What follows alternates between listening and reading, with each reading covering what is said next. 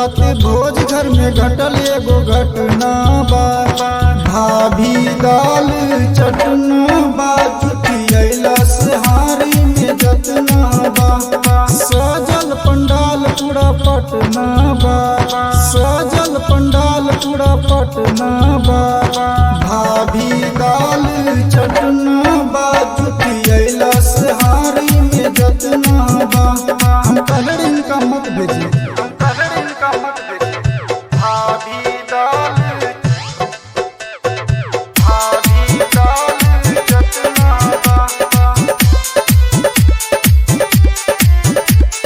Music director Shubham Sumerpur. बाटे बहकल बारन सहकल, तू ही राह चढ़ैले।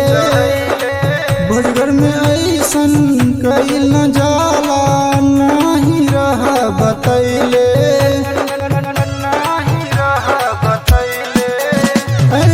बाटे बहकल बारन सहकल, तू ही राह चढ़ैले। भोजगर में ऐसन कइल न जाला, नाही रह बतैले। सब देखी के खराब मुडियत ना बा, सब देखी के खराब मुडियत ना बा। भाभी दाल चटना बा, जुटियलस हारी में जतना बा। भाभी दाल चटना बा, जुटियलस हारी में जतना बा। Music director Shubham Sumerpur. Button बूझ सूझ नहीं मानी, हो गइल भारी गलतिया। इनका के माफ कर सुन सुबस भाई, बाटे यही विनतिया।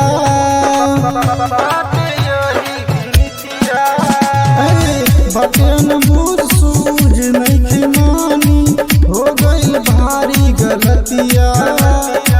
इनका के माफ कर सुन सुबस भाई, बाटे यही विनतिया।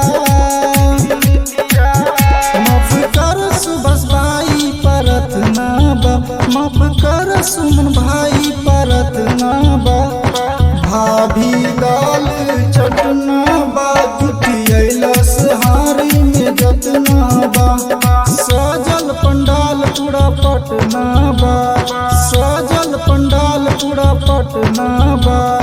भाभी दाल चटना बा, जुटियलस हारी में जतना बा। Angika recording studio Rupauli Purnia Bihar.